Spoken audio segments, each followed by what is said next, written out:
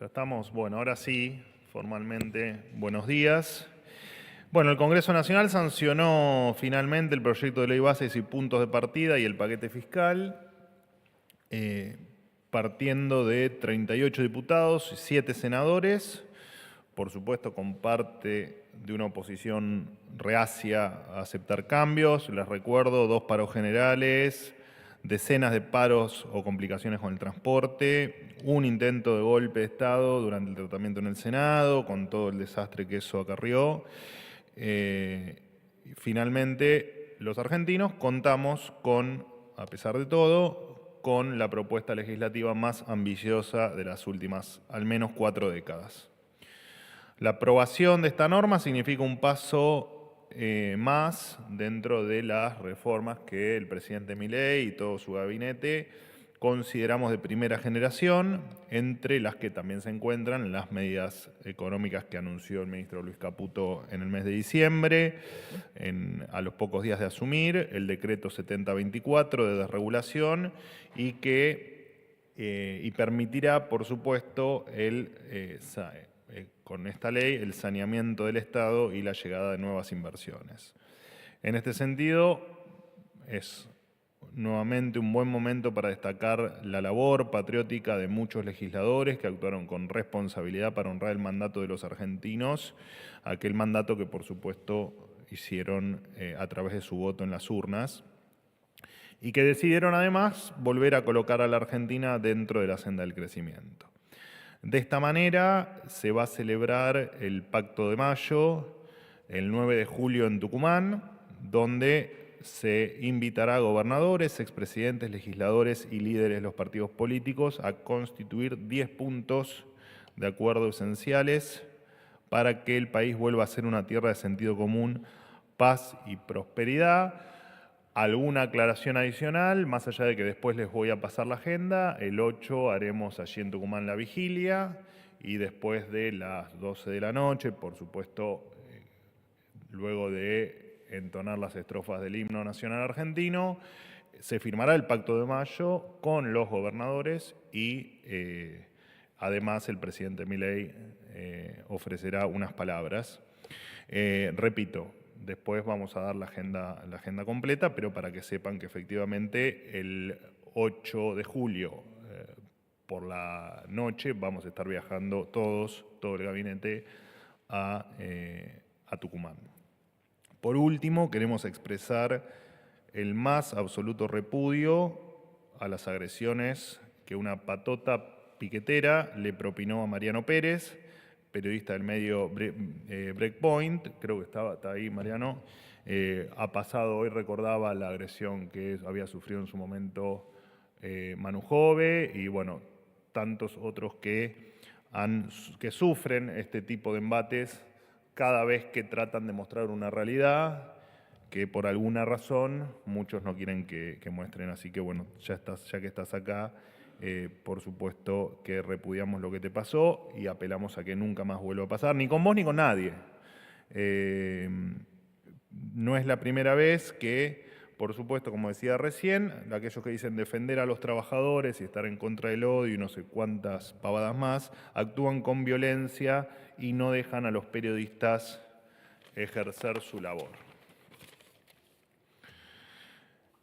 Contarles también, ahora a las 12 del mediodía, la ministra de Seguridad Patricia Bullrich y el ministro de Justicia Mariano Cuño Libarona van a anunciar el envío de un proyecto de ley al Congreso para bajar la edad de imputabilidad desde los 16 hasta los 13 años. El año pasado se cometieron 2.197 delitos cometidos por personas menores de edad y por supuesto siempre fue una postura de este gobierno e incluso antes de asumir e incluso antes de embarcarnos en la aventura de las elecciones. Si los menores pueden tomar decisiones como adultos, es razonable que también paguen las consecuencias de la gravedad de sus hechos también como adultos, ¿no? Como puede ser robar o asesinar a una persona. Solo a modo comparativo, en otros países de la región, Bolivia, Chile, Colombia, Paraguay y Perú, la edad de imputabilidad es a los 14 años, en Brasil a los 12. También es, seguir adaptándonos a los tiempos que corren. De esta manera, por ejemplo, solo también para ponerle relevancia al proyecto de ley, van a tener justicia crímenes, por ejemplo, como el de Bruno Busanich, que para quienes no lo recuerdan, es el playero asesinado en Rosario el pasado 10 de marzo por un sicario de 15 años de edad, claramente un sicario que comprendía perfectamente la atrocidad de lo que estaba haciendo. El gobierno del presidente Milei, por supuesto, instaló un cambio de paradigma en materia económica, pero también en materia de seguridad, delito de adulto, pena de adulto. Los argentinos esperan que los diputados y senadores se pongan del lado de las víctimas y no de los delincuentes. Así que, repito, 12 horas, la ministra Bullrich y el ministro Cunio Libarona van a estar anunciando esto. Por último, y me queda un tema más de agenda, pero bueno, por último, desde el mes de julio, los argentinos podrán participar en la subasta de 8 inmuebles decomisados en causas de narcotráfico, corrupción y trata de personas. Por ejemplo, hay 3 de estos 8 inmuebles que corresponden a la famosa causa Cuadernos, en la que se investigó al ex secretario privado y ex asesor presidencial de Néstor y Cristina Kirchner, Daniel Muñoz, por el entramado de coimas y corrupción en la obra pública, bueno, tema conocido por supuesto por ustedes, conocido e investigado por algunos de ustedes también. Así que bueno, están todos invitados a pujar. El presidente Milei vino a hacer la verdadera distribución de la riqueza, que no es la que nos quisieron vender durante tantos años, sino que la verdadera distribución de la riqueza es que cada uno tenga lo que le corresponda, de acuerdo a su esfuerzo y sacrificio, y la plata de la corrupción que vuelve a la gente, ¿no? Porque no es plata del corrupto, sino que es plata de la gente y que se le sacó del bolsillo a cada uno de los argentinos. Y el último tema de agenda, el próximo 4 de julio vamos a estar junto al presidente de la Nación, la licenciada Sandra Petovelo, la ministra de Capital Humano y el secretario de Educación y demás funcionarios nacionales en la provincia de San Juan, anunciando el Plan Nacional de Alfabetización, tema por demás relevante, porque más allá de las implicancias que va a tener en materia educativa para el futuro de los argentinos, es un tema en el que nos hemos puesto de acuerdo con los 24 representantes de la educación de cada una de las provincias y de la Ciudad de Buenos Aires, así que es un tema extremadamente relevante. Entiendo que esto después también les actualizaremos la agenda definitiva, será en torno a las 10:30 de la mañana. Y por último, darles la bienvenida, que después vamos a charlar un rato, con los estudiantes de la licenciatura de Ciencias de la Comunicación y Escritura Creativa de la Universidad de la Marina Mercante, que nos acompañan hoy, como siempre agradeciendo a la sala y a los periodistas por permitirme o por permitirles a ellos estar acá y hacer preguntas. Buen día, He terminado. Manuel. ¿Cómo andás? ¿Qué tal? Cecilia Camarano para Ámbito. Quería preguntarte sobre declaraciones que hizo el presidente esta mañana en una entrevista. Habló de una segunda etapa de gestión y dijo que se viene el cambio de régimen monetario. Quería preguntarte si tenías detalles acerca de esto, en qué consiste y cuándo puntualmente, ¿no?, se viene este cambio de régimen. Y en segundo lugar, si me permitís, el próximo 30 de junio vencen miles de contratos de trabajadores estatales. Los gremios estiman cerca de 50.000 o 60.000 puestos de trabajo en juego, siendo el último día hábil del mes, si ya hay estimaciones de cuántas contrataciones se van a renovar o no. Muchas gracias. No, todavía no está el número definitivo. Por lo tanto, no te puedo ni confirmar ni desmentir. Entiendo que esa cifra es incorrecta.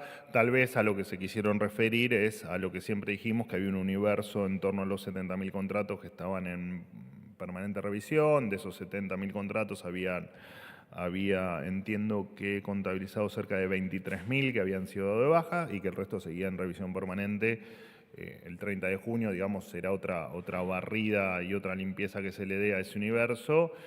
De todas maneras, los que continúen vigentes también será por un tiempo determinado y se seguirá evaluando cada uno de los casos, ya que lo estamos haciendo de una manera absolutamente quirúrgica para no cometer ningún tipo de error y para, por supuesto, que el objetivo acá no es que nadie se quede sin trabajo, sino efectivamente que se queden trabajando los que efectivamente tienen una función válida, útil y que agregue valor. Y los que no, o los que no tengan funciones, no tienen por qué quitarle un solo peso del bolsillo al contribuyente. Con respecto al cambio de régimen monetario, bueno, es parte de nuestra segunda etapa, digamos, o de lo que claramente está dentro del conjunto de cuestiones que íbamos a empezar a hacer después de la aprobación de la ley bases. Por supuesto que la ley bases todavía tiene su promulgación por delante, su reglamentación por delante y todo lo que implica la sanción de una ley de tamaño y envergadura como esta. Y el presidente de la Nación ya lo ha dicho, nuestro régimen monetario va a ser en algún momento el de la liberalización total de la elección de la moneda, donde cada uno pueda efectivamente elegir en qué moneda quiera comerciar, transaccionar, comprar, vender y manejarse en lo cotidiano. Eso seguramente va a ir acompañado, cosa que también lo ha dicho el presidente Milei ya hace bastante, con una reforma del sistema financiero y será en tal caso una nueva etapa para la Argentina. Si te referís a si vamos a optar por alguna moneda, no, eso no va a pasar. También lo dijo el presidente Milei en reiteradas oportunidades. Entendemos, por supuesto, que los argentinos, cada uno ya tenemos una elección hecha, ¿no? Pero eso lo vamos a dejar a criterio de cada uno. Buen día, vocero. ¿Cómo andás? ¿Cómo le va? Rodrigo Jorge de Radio Mitre. Dos consultas. Una tiene que ver con la aprobación de la ley bases y el paquete fiscal. El presidente Javier Milei dijo que con la aprobación finalmente por la Cámara de Diputados de ambos proyectos, la economía empieza a crecer o empieza a transitar un sendero de crecimiento. ¿Cuál es específicamente el sendero de crecimiento que analizan desde el gobierno, habida cuenta todavía de una economía que si bien transita un panorama de mayor quietud de inflación, los sueldos son bajos? De hecho, el nuevo piso de ganancias abarca a pocos trabajadores. Entiendo que el número total del país son 800.000, pero hay provincias que incluso no llegan. Son poquísimos los trabajadores que están incluidos. ¿Cómo, cuándo y de qué modo va a ser ese crecimiento que están vislumbrando, están viendo a partir de la aprobación de las leyes? Y la segunda pregunta tiene que ver con Federico Sturzenegger y el rol. Entiendo que la semana que viene finalmente se lo va a designar. ¿Cuál va a ser la competencia concreta que le van a dar a Sturzenegger, más allá de lo que indicó el presidente, que es encargado de las reformas de gobierno? Bueno, a ver, la primera pregunta es, nos tenemos que sentar horas para efectivamente detallarte hacia dónde vamos en cada uno de los puntos que nombraste, pero voy a tratar de serte lo más sintético posible. Nosotros en algunos sectores ya estábamos viendo, lo he dicho acá también en las últimas semanas en más de una oportunidad, algunos sectores donde vemos que la caída no fue tan abrupta como se esperaba claramente, y en otros donde la caída fue más abrupta estamos viendo algún síntoma de recuperación, lo cual nos indicó, o nos indica, o nos está indicando que ese punto más bajo de la famosa y querida B, cuestionada por muchos, efectivamente está quedando atrás. Por supuesto que el haber aprobado la ley, nosotros siempre dijimos, la ley, independientemente de los cambios que se produjeron dentro del texto, desde la ley original hasta hoy, iba a ser un acelerador. Por supuesto, después íbamos a ver qué tan profundo era en virtud de lo que se termina aprobando. Así lo seguimos entendiendo. Efectivamente va a ser un acelerador por varias razones. Primero porque da muestras de que parte de la política entiende el momento que estamos atravesando, porque claramente dentro de la ley hay un montón de cuestiones que hacen a nuestro gobierno, a nuestra filosofía y a lo que queremos para la Argentina. Después por cuestiones puntuales, digo, por supuesto que el régimen de inversiones es, si se quiere, una de las muestras más claras que necesitamos incentivar la inversión. Nosotros sabemos que, y acá me meto puntualmente en lo que hablaste de los salarios, entendemos que siempre lo dijimos, en Argentina los salarios son miserables, salarios, jubilaciones, digo, Argentina está empobrecida, no en un sector, Argentina está empobrecida en todos los sectores, en los salarios Claramente un salario de 300, 400 dólares es un salario miserable y que no es, por supuesto, los que alcanzan ganancias. Después voy a la segunda parte de tu primera pregunta. Y entendemos que la muestra de que podemos gobernar, la muestra de que sabemos hacer las cosas y la muestra de que el camino hacia donde vamos está transitando, y efectivamente pretendemos que ocurran algunas cuestiones. Una es, por supuesto, la inversión. No nos olvidemos que hoy el Banco Central dejó de ser una aspiradora de dinero, lo que implica que el crédito disponible, no solo que está aumentando, lo ves en los créditos hipotecarios, pero también lo ves en el resto de la cartera de créditos, efectivamente va a ser un impulso para el sector privado, que es en nuestro último, digamos, o el gran desafío, o hacia dónde va todo esto, es efectivamente a que el sector privado se pueda desarrollar. Así que confiamos en la inversión, confiamos en la educación, nosotros sabemos, y apelamos por supuesto a instituciones sólidas, nosotros sabemos que esto tiene básicamente tres pilares o tres grandes desafíos, que es la educación, que es la inversión y que es efectivamente tener instituciones sólidas. O sea, para que la gente que nos está escuchando entienda o comprenda en un ejemplo simple, necesitamos el que aporte el martillo, el que lo sepa usar, y en tal caso una institución que permita o que haga que nadie te robe el martillo, y instituciones que defiendan tu trabajo y que hagan que puedas trabajar. Así que en esa línea es todo lo que vas a ver a partir de ahora en términos de gestión, va a ir en línea con que eso así ocurra, porque es la única manera de crecer, de mejorar salarios, de mejorar jubilaciones y de poder seguir avanzando. No hay otra manera. Sin inversión, sin educación y sin instituciones, no hay manera de que la realidad argentina pueda cambiar mucho más. Así que En el corto plazo no ven una mejora real del salario, en el corto plazo. Habida cuenta, las inversiones siempre son a largo plazo. La mejora del salario en términos reales y en términos de la evolución versus la inflación, digamos que se entiende a lo que apunta tu pregunta, ya lo estamos viendo, por supuesto que con salarios reprimidos y con salarios, como te los describí al principio, miserables, porque por supuesto venimos de un infierno de llamas muy altas, las cuales estamos tratando de apagar. Y sí, por supuesto que estamos viendo, bueno, agarrar los datos oficiales, digamos, incluso te muestran que empieza a haber una mejora en el salario, y que la vas a seguir viendo, ¿no? Porque la inflación sigue a la baja y por supuesto que no, los datos no los tenemos, pero al ser un tema monetario, el tema inflacionario, mal que le pese a muchos, y a ese problema monetario estamos en camino a terminar de resolverlo, implica que indefectiblemente la inflación tiene su certificado de función firmado. Ustedes muchas veces preguntan por tiempos de, bueno, ¿cuándo se va a ver esto? ¿Cuándo se va a ver el otro? ¿Cuándo vas a tener medio punto menos de inflación? Y la verdad es que los tiempos son de Dios, digamos, los tiempos en temas monetarios sabemos que todo tiene un rezago, por lo tanto, te metiste en una pregunta con respuesta larga, te la aguantás, pero entendemos que va a ser más pronto que tarde. De hecho, fíjate que los números de inflación se derrumbaron, ¿no? En la dinámica que veníamos viendo hace un semestre atrás.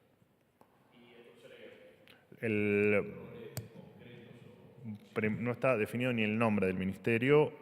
Sí, lo que te puedo decir es que, obviamente, yo ya lo dije, va a estar encargado de la aceleración y la puesta en marcha de todo lo que quede en materia de desregulación y limpieza burocrática, porque la Argentina en materia burocrática y de regulación es un desastre. El tema de las competencias específicas todavía no las tenemos definidas, se están terminando de definir y el nombre de la cartera también está por definirse. ¿Qué tal, Manuel? Hola, Fabián. Buenos días. ¿Cómo Fabián Wallman para FM La Patriada. Preguntarte en primer lugar, el presidente reiteró hoy en la entrevista que concedió de 50 minutos que va a considerar y va a proponer una ley al Congreso que se considere ley de delito de lesa humanidad la emisión monetaria. En ese sentido, quería preguntarte que las leyes ya existentes de lesa humanidad, entre otras cosas, hablan de la desaparición de personas y la investigación sobre los niños secuestrados y que aún esas personas con más de casi 50 años no conocen su identidad real. Si es verdad que la CONADI va a dejar efectivamente de existir o cumplir la tarea que viene realizando específicamente con las denuncias de familiares o de personas que buscan recuperar a sus nietos. Y por otro lado, preguntarte, acabas de mencionar nuevamente que hubo un intento de golpe de Estado durante la sesión del Senado. ¿Cómo evalúan comparativamente con lo sucedido en Bolivia, si creen que es del mismo tenor? Y al respecto, plantearte que el presidente sobre este tema solo lo que hizo fue darle un retweet a un posteo de Javier Lanari en el que decía: tomen nota, golpistas, los del exterior y los históricos de cabotaje. Esas dos, y si me permitís una tercera que tiene que ver con, por supuesto, lo que le sucedió ayer aquí a Mariano Pérez. Eso ha venido sucediendo con miembros de la Fuerza de Seguridad que atacaron a compañeros, periodistas, fotógrafos, y no escuché nunca una palabra de tu parte pidiendo algún tipo de disculpas a aquellos fotógrafos baleados, ni en el mismo sentido, o periodistas gaseados, y en el mismo sentido del Ministerio de Seguridad. Una reflexión acerca de eso. Gracias. Bueno, arranco por el final entonces. Cualquier acto de violencia es repudiable. De hecho, yo he visto un video tuyo que habías aspirado gas pimienta y estabas sentado lagrimeando.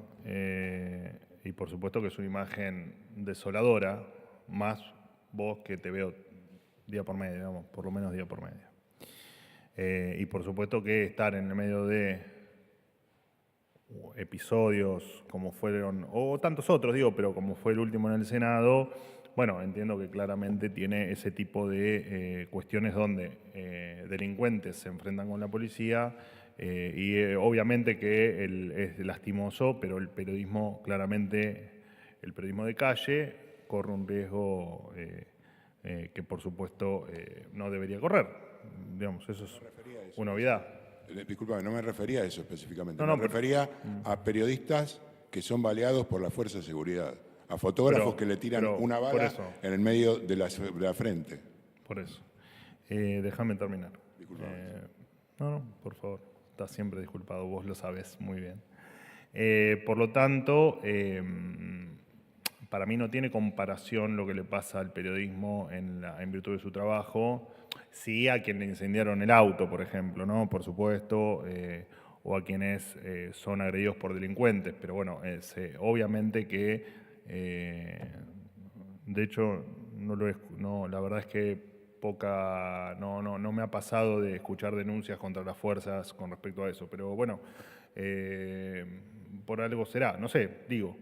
De todas maneras, ya te digo, lo que hay que luchar es contra la violencia y no contra la violencia contra un sector. De hecho, me parece que sos tan periodista vos como Mariano. Bueno, no sé si los dos son periodistas, pero ¿vos sos periodista? ¿Sí? ¿Vos sos periodista? Yo entiendo que sí. Bueno, creo entonces, que tenemos distintos si vos sos igual a él, no veo el porqué de la discriminación. Te tomo la pregunta, pero no hay que discriminar. Me parece que haya sido agredido, e incluso creo que intentaron robarte el celular, al menos eso parece en el video, es desagradable y lo que tendrías que hacer es repudiarlo de Mariano en vez de andar cuestionando otras cosas. Me parece a mí, es mi opinión, como es la tuya. De todas maneras, te repito, ver periodistas aspirando gas o en una situación de un enfrentamiento es lastimoso, por supuesto, digamos, eso no te lo voy a negar. Con respecto a esta cuestión de comparar lo que pasó en el Senado con lo que pasó en Bolivia, nosotros cuando ocurren cuestiones en la Argentina, tenemos hasta el último detalle de lo que pasa en todos los rincones del conflicto, de la cuestión que estemos hablando. Cuando uno habla de cuestiones internacionales, toma otros recaudos y se toma otros tiempos para analizar toda la información que uno va recibiendo. Por lo tanto, no son comparables en términos de cómo uno se expresa. porque algunas cuestiones son de política interna, de seguridad interna, y otras cuestiones atañen a la política o la seguridad de otros países. Entonces uno no siempre tiene, como le gustaría, en el segundo a segundo, toda la información. De todas maneras, la posición es la misma. Los gobiernos se cambian en las urnas. No hay otra manera de cambiar un gobierno. Así entendemos nosotros el Estado de Derecho, así entendemos nosotros la democracia y así entendemos nosotros un país republicano, ¿no? Como puede ser la Argentina. Por lo tanto, en ese sentido, sí, efectivamente entendemos que sí, es comparable, que vamos a estar en contra siempre de que un gobierno se vaya, un gobierno democrático no se cambie de otra forma que no sea a través de las urnas, ¿no? ¿Podés especificar que habla el presidente de los golpistas de adentro y de afuera, haciendo referencia al tuit de Lanari? No, la verdad es que no lo leí el tuit, pero digamos, te tomo digamos, la referencia que haces al tuit, y lo cierto es que entiendo que en estos conflictos efectivamente uno analiza incluso que las cuestiones sean internas o que sean externas, digamos. O sea, el análisis es completo y entiendo que fue a lo que se refirió el presidente, pero no me parece que sea nada diferente a lo que pueda decir cualquier otro mandatario, cualquier otro funcionario de cualquier país normal, digamos.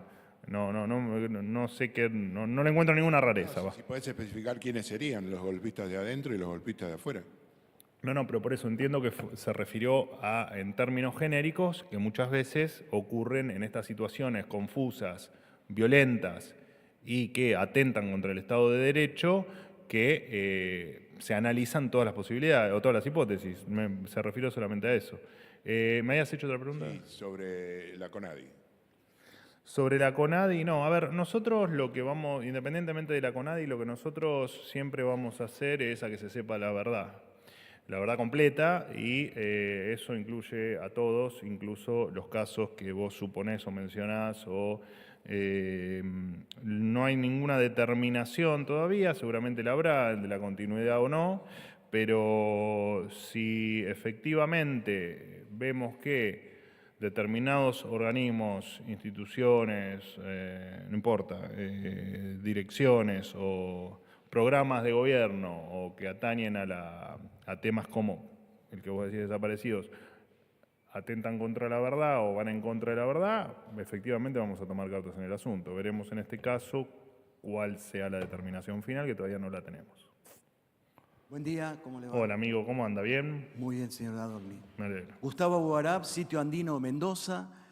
Luego de que el gobierno acordara con gobernadores, parte de gobernadores, el impuesto cuarta categoría de ganancias, que es un impuesto coparticipable, y la idea del presidente Milei de rebajar los impuestos, ¿no podría haber ahí un problema de que las provincias, como es coparticipable, reciban muchos menos ingresos? Y el otro tema que le consulto, ¿va a tener en cuenta el equipo económico dentro de las obras al 90% de finalizadas? Resta un 10 nada más, 10%. El criterio de obras como por ejemplo el gasoducto de San Rafael, que está al 90% y que hay que terminarla, y que incluso acabo de leer la resolución de la Justicia Federal de la provincia diciéndole a la Secretaría de Energía que tiene que terminar esa obra, una obra que favorecerá a gran parte del sur de la provincia de Mendoza. El micrófono, ¿te están golpeando? Bueno, caso omiso, ¿no? Bueno. Está muy bien, son pequeñas picardías. No, estoy con la palabra como periodista. Está muy bien. Bueno, larga la pregunta. Con respecto a ganancias, no entiendo bien el punto, pero supongo que se refirió a que ganancias es un impuesto coparticipable. A ver, ¿me la puede reformular? Porque no entiendo el punto. Que ganancias es un impuesto coparticipable Sí. para todas las provincias. Correcto. Si el gobierno tiene una idea Sí. a futuro de rebajar impuestos, no podría haber una rebaja en los Ok. ingresos de las Perfecto, provincias. Perfecto, sí, bueno, por supuesto, claramente los impuestos que son coparticipables y tengan alguna, como pasa con ganancias, digo, si sube es un tema de recaudatorio, digamos, si sube la recaudación, obviamente las provincias reciben más, y si baja el impuesto, baja la alícuota o baja la recaudación, claramente las provincias reciben menos. Salario, quién gana más, quién gana menos, quién se beneficia, quién no. Pero en el tema provincias es toda la población. En términos de recaudación, ¿se refiere? Obviamente, afecta a todos. Sí. ¿Y? Por eso le pregunto por la relación, cuando baja ese nivel de ingresos, Sí. si puede afectar. ¿A la recaudación de la provincia? Exactamente. Sí. ¿Cómo lo evalúa el equipo económico? Sí, es una cuestión matemática, digo. O sea, si usted recauda un impuesto coparticipable, que para que la gente entienda, los impuestos coparticipables son los que la recaudación se distribuye entre nación y provincia. Bueno, hay casos donde además hay otra distribución, pero digo, en términos generales, un impuesto coparticipable se distribuye entre la nación y las arcas provinciales de acuerdo a determinados porcentajes. Efectivamente, si un impuesto aumenta, la recaudación aumenta, y si un impuesto baja, la recaudación baja. No tengo evaluación para hacer de eso porque es una cuestión matemática. No sé cuál es el punto. El tema de los fondos, que por supuesto, por ejemplo, en el caso de las obras públicas, no están llegando, y además le sumaría otra consulta. ¿Dónde está toda la plata cuando el presidente dice no hay plata en 6 meses? ¿Cuánto se ahorró? ¿De qué? De todo lo que no se gastó, de todo lo que se quitó del Estado y todo lo que se está desarmando. Bueno, no sé si usted ¿Hay un informe exacto de eso para Sí, tener claro. chequeado? De hecho, me encargo de darlo una vez por mes, que es el superávit fiscal. Ajá. Versus el déficit que teníamos, tanto financiero como primario. Efectivamente, ese es el ahorro. Bien. Lo buscaremos ahí, entonces. Sí, de hecho lo publica el Ministerio de Economía una vez por mes, en torno al mitad de mes, a mes vencido, por supuesto. Está cada uno está hasta con centavos, digo, ahí está el ahorro de la... En el mismo sentido le pregunté por el gasoducto, como tantas otras que Sí, están al 90, de hecho, falta un 10. Sí, las obras, ese gasoducto en particular, por supuesto las obras en particular no tengo el dato, sí le aclaro 2 o 3 cuestiones que me viene bien su pregunta para aclarar. Dentro de las tantas obras que se nos acusa de haber cortado, había hasta lomos de burro, digo, ¿no? Digamos, había temas que eran estrictamente hasta municipales, ni siquiera de orden nacional. Hay mucha obra que implicaba simplemente la intervención de el municipio local y no del gobierno nacional. Así pasaba también con obras provinciales. Toda obra esencial o que tenía algún riesgo en su interrupción, que se pierda valor, se continúa, y otras obras se están negociando, se están intentando llegar a una negociación y a un acuerdo de determinadas obras. No tengo el listado, pero por supuesto que lo podemos armar y pasárselo.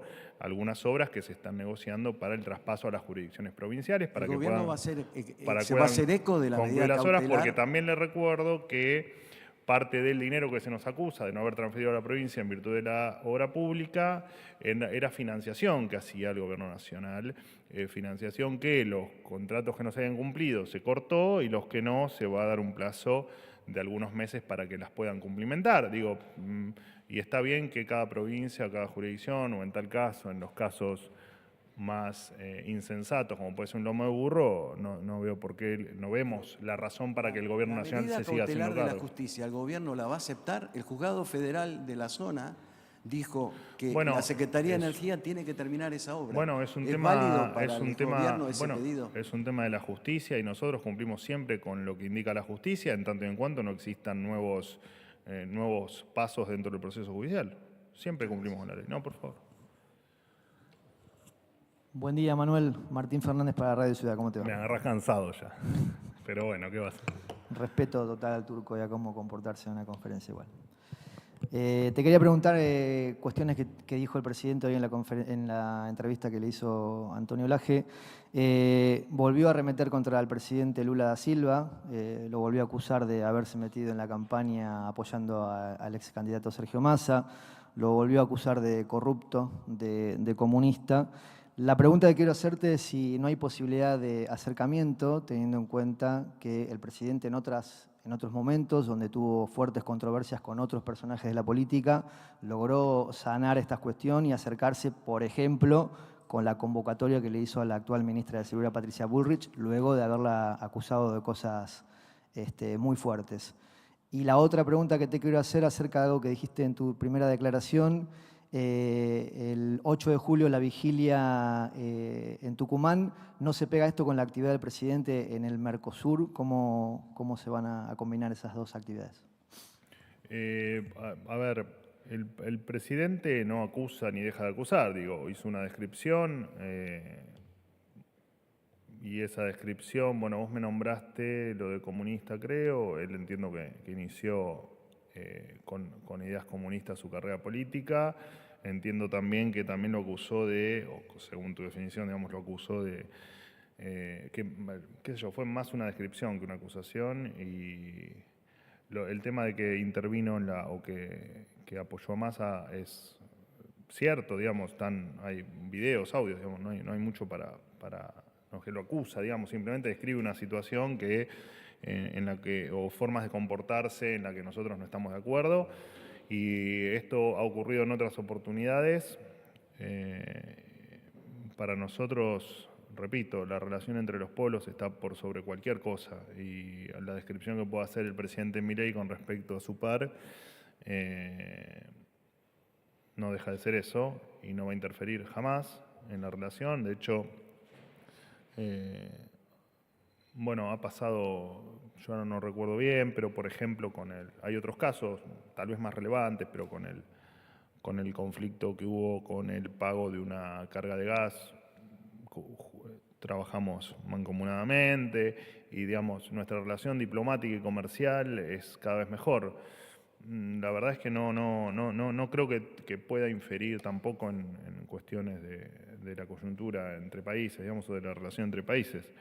Y con respecto a si puede haber un acercamiento, la verdad es que no lo sabemos. Es difícil saberlo, qué va a ocurrir en el futuro con la relación personal entre ellos.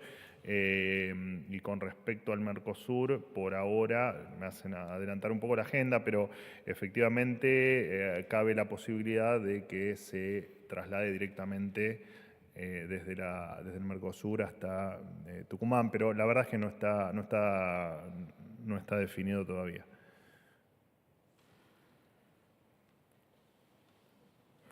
No entiendo. Hoy está rara la conferencia, no sé qué pasa. Sí, están un poco lentos.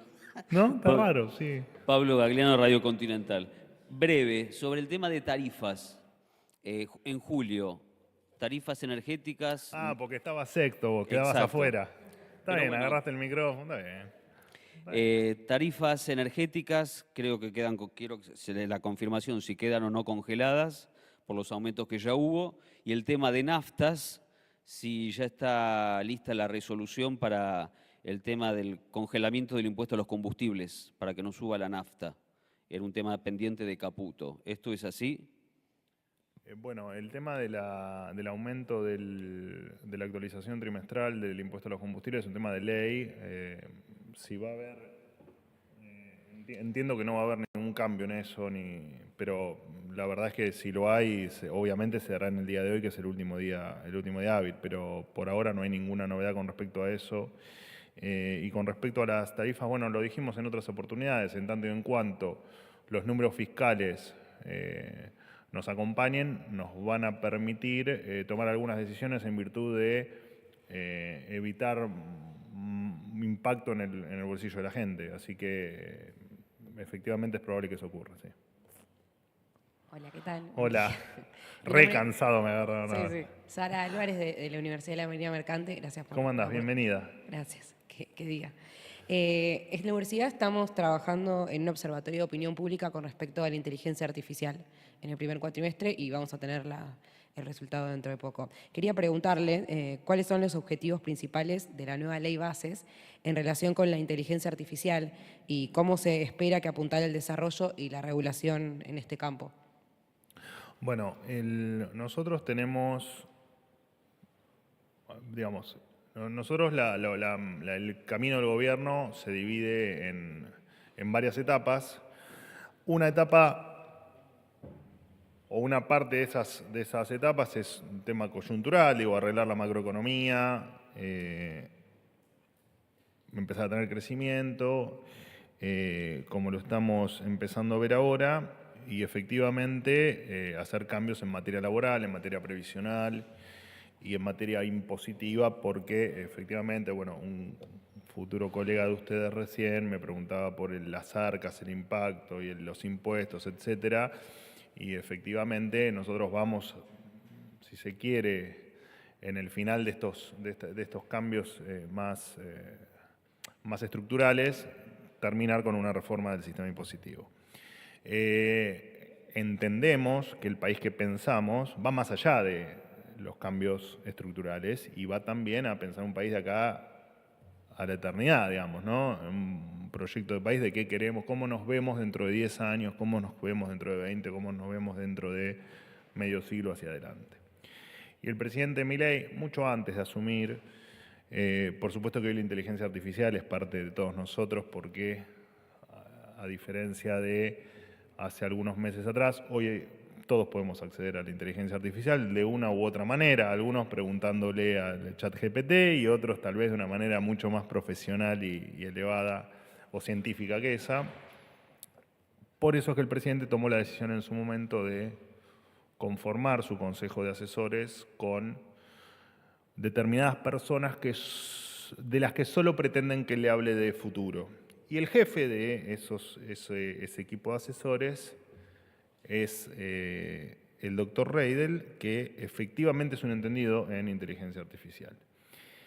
Dentro del proyecto de país que tenemos, y hoy lo hice con algunos de los futuros colegas de ustedes, uno de los grandes pilares es la educación. La educación entendida no solo la primaria y la secundaria, digamos, y hasta incluso la universidad, sino algo mucho más profundo, ¿no? Que es desarrollar a cada ser humano, que cada ser humano se pueda desarrollar en lo que quiera, para lo que tenga talento y que se pueda ubicar en un mundo diferente al que conocemos, porque en definitiva la inteligencia artificial, más allá de lo que implica, conceptualmente lo que te marca es que viene un mundo diferente.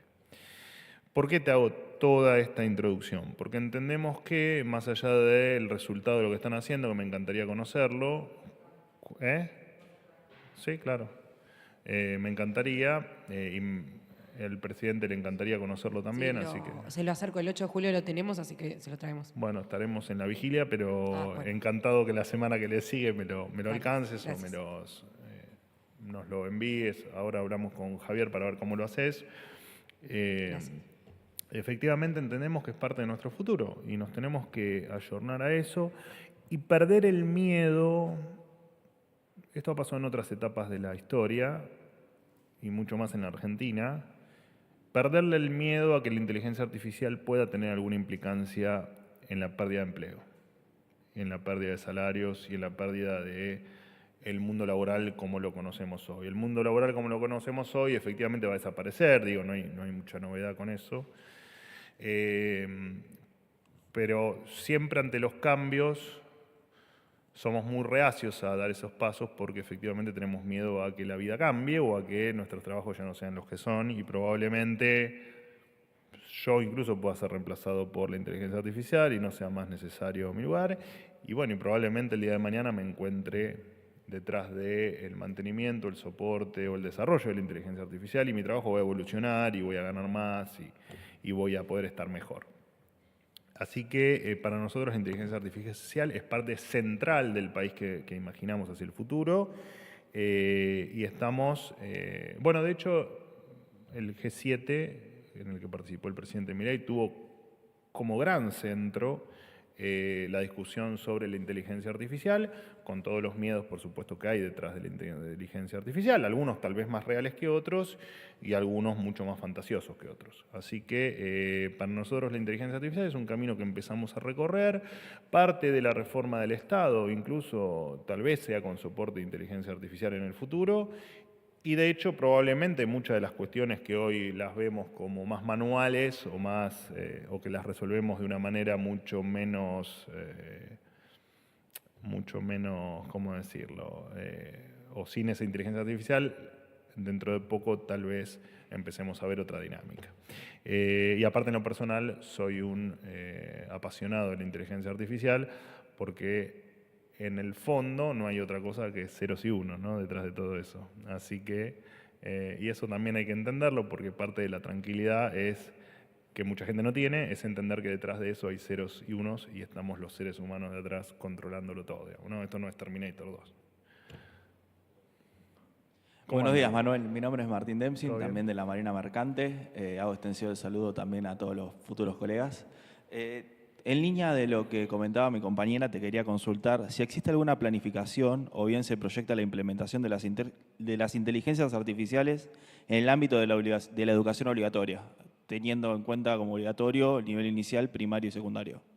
Bueno, es muy prematuro hablar de definiciones en todos los ámbitos, ¿no? En la educación mucho más.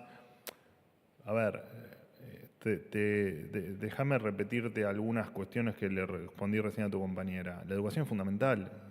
Digo, y si la inteligencia artificial le aporta valor a la educación, la inteligencia artificial será parte de la educación, tendrá que convivir con nosotros. Y esto ya no es una cuestión nuestra de gobierno, es una cuestión del sentido común, digo, ¿no? Y del sentido común no solo para nosotros, sino para el resto del mundo.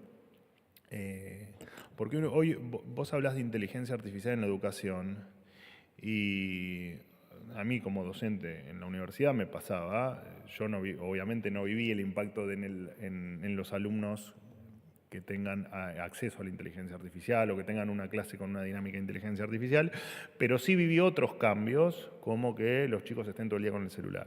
Y lo que te daba eso es, más allá de que muchos docentes de la vieja guardia estaban en contra de que un chico pueda tener una tablet, una computadora, un celular con acceso a internet en el aula, lo cierto es que a los docentes más modernos, si se quiere, te estoy hablando hace 10 años atrás, cuando los chicos buscaban en Google alguna respuesta, lejos de ser inteligencia artificial, pero digo, en ese camino que se fue transitando hasta llegar a lo que hoy conocemos como inteligencia artificial, efectivamente le agregaba valor, ¿no? Y le agregaba valor al alumno, porque le agregaba conocimiento, velocidad de respuesta y una dinámica de entender que podía buscar sus propias soluciones y sus propias respuestas, que no es un tema menor, y por otro lado le agregaba mucho valor al docente porque te ponía o te enfrentaba a desafíos mucho mayores, ¿no? Con el alumno. Ya no era un alumno al que solo vos le enseñabas, sino que era un alumno además que te debatía, te discutía y te cuestionaba. Eso llevado a esta nueva etapa del desarrollo, llamado inteligencia artificial, efectivamente va a ser un valor fundamental en el aula. Ahora, que te lo diga yo, tal vez no tiene tanto valor, tal vez nuestro secretario de Educación, Torrendel, te puede dar mayores precisiones, pero a priori lo que te digo es, en la cabeza del presidente de la Nación está la inteligencia artificial como parte, te diría, esencial de lo que viene en el mundo. Un mundo en el que durante mucho tiempo estuvimos acostumbrados a verlo de lejos, o ahí por un camino, si se quiere, más lento o más alejado de todo eso. Y hoy que el presidente entiende que Argentina tiene que estar al tope del mundo, por supuesto que esa inteligencia artificial también va a ser parte de nuestra realidad. Entiendo que también en el aula, ¿no? Pero te repito, eso es una respuesta que más allá que me extendí, te la debe dar nuestro secretario de Educación. Bueno, buenos días, mi nombre es Nicolás. ¿Cómo andás? Quería consultarte puntualmente, hoy es un día particular con respecto a la ley bases. Puntualmente, teniendo en cuenta que quizás no todo el ciudadano tiene acceso a este momento acá en la vocería, si bien sí tienen el acceso, pero quizás no están pendientes en esta ocasión.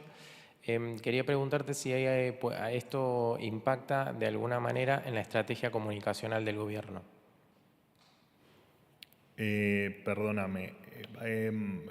Te pido por favor que me amplíes un poco más la pregunta. Dale. Para poderte responder con precisión. Nosotros dentro de la universidad estamos haciendo un estudio preliminar donde detectamos que el ciudadano promedio de nuestra muestra no consume puntualmente lo que es el contenido de vocería en general y se alimenta de distintos medios, ¿sí?, que pueden ser considerados de distintas índoles. Entonces, puntualmente con respecto a este suceso que estamos viviendo hoy, si esto impacta o lo tienen en cuenta como estrategia comunicacional para llegar al ciudadano. Bueno, interesante la pregunta, porque me escapa un poco de lo tradicional y aparte me escapa un poco de la política de todos los días, ¿no? Me parece que primero que cada gobierno tiene su impronta, digamos, es claro que yo no me manejo o no tengo la misma interacción con la prensa o con los medios o con la propia información como la tenía, no sé, Gabriela Cerruti en el pasado o cualquier otra persona que haya estado aquí en la sala. Y me parece que esos son improntas de gobiernos y dentro de los gobiernos de momentos del gobierno. Por suerte, en mi caso particular, digamos que es el que conozco más de fondo, en mi caso tengo la libertad absoluta para, a Dios gracias, el presidente me da la libertad absoluta para intentar que lo que vos estás planteando, que es, bueno, esto de que, porque en definitiva, ¿por qué estamos acá o por qué estoy yo acá o por qué los periodistas están acá? Bueno, seguramente están porque los periodistas quieran tener alguna respuesta sobre alguna pregunta en particular, pero mi objetivo, en definitiva, no es que el periodista tenga un título, sino que del otro lado lo estés viendo en vivo, lo estés viendo con delay o veas el reel de la noche que subimos, tengas información. Este es uno de las decenas de canales que hay donde nosotros comunicamos. Obviamente que la dinámica de las redes o la velocidad de las redes hace que ahí tal vez se juegue en términos de información el partido más fuerte, porque ya te digo, porque tienen una dinámica las redes que te enteras antes que viendo en la televisión tradicional, ¿no? O escuchando la radio como uno la conoce, pero efectivamente el objetivo final es ese, es que la gente esté informada, no es que el periodista pregunte o el periodista tenga un título o tenga la novedad, no. El objetivo final de la comunicación, en lo que a mí respecta, es que la gente del otro lado esté informada. Por eso tal vez a veces en mis introducciones comento algunas cuestiones que tal vez no son de interés estrictamente periodístico. E incluso a veces son cuestiones que el periodismo ya las sabe, ¿no? Y eso, me está pisando en cualquier momento Patricia Bullrich, eso implica que utilice también esas introducciones con el fin que vos estás planteando, que es válido, ¿no? Digo, bueno, ¿cuál es el objetivo de la comunicación? ¿O cuál es el objetivo o quién es el receptor del mensaje? Y efectivamente el receptor del mensaje tiene que ser la gente. Después sí, la gente está interesada o no por lo que hace el gobierno, por los avances del gobierno, o por la coyuntura de todos los días, eso es una discusión aparte y que en tal caso cada argentino es libre de estar interesado o no en lo que hace el gobierno.